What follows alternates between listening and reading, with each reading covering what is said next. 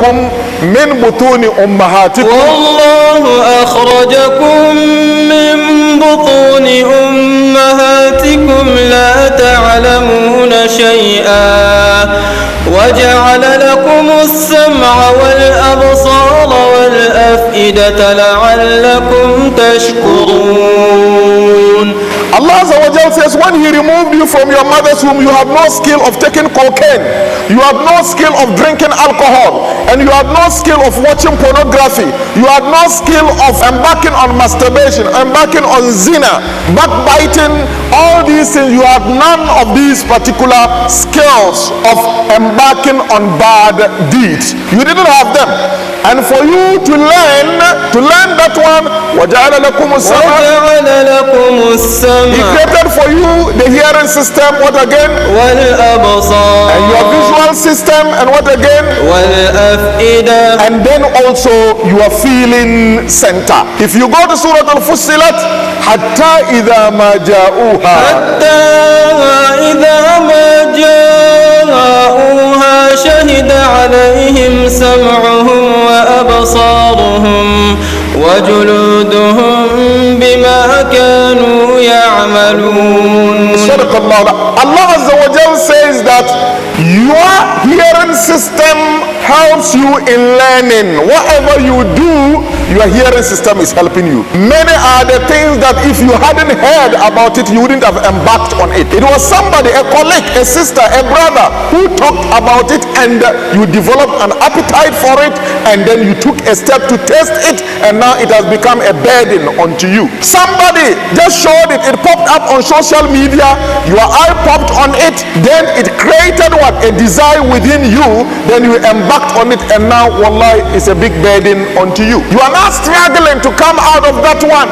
And unfortunately, because we don't go to learn the neuroscience of addiction, the psychology of addiction, the neuro-linguistic programming of addiction, so Allah is telling us that in learning everything, there is the involvement of the auditory system here, there is the involvement of the visual system, your eye, there is the involvement of also the kinesthetic system, your body, there is the involvement of a center of analysis called the heart, there is the involvement of the center of analysis called the brain.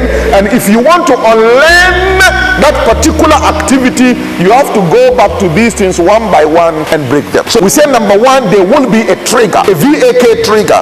There will be a visual, auditory or kinesthetic trigger, something that will stimulate you for you to become aware, something that will raise your awareness. When it hits any of the channels of perception, impulses are generated, and these impulses are taken through the nervous system, through or with some chemicals that we call neurotransmitters. These chemicals will go and send the electrochemical impulses up to what? Your brain, and your brain will interpret it, give a meaning to it, and that will also be sent to the heart for a desire to be developed, and then that will affect what? Your behavior. So how these things are transferred up to the brain, and how the brain will make meaning out of that one, if we have the science and the knowledge of breaking that particular thing, and we have the science and the knowledge of repositioning the mind to give a different interpretation to the incoming impulses,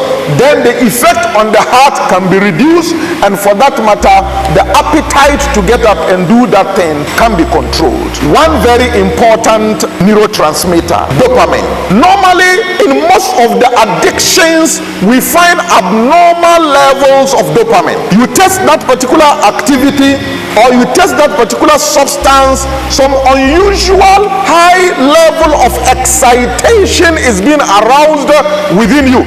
That high level of excitement is due to what? The dopamine. Because of the reward, what you have tasted, you want to go back again to that particular activity, or you are exposed to that particular substance again, then you carry on that particular behavior, or you take that particular substance, you carry on that particular activity, then the dopamine will also be released. It travels fast within the nervous system, then it gets to the brain, and it ignites some kind of excitement, high level of what? Happiness within you. Tomorrow you want to go on again, so on and on. Then it makes the levels of dopamine within you imbalanced, and when you don't get that particular substance, you are now craving, because the level of dopamine is now at the low level.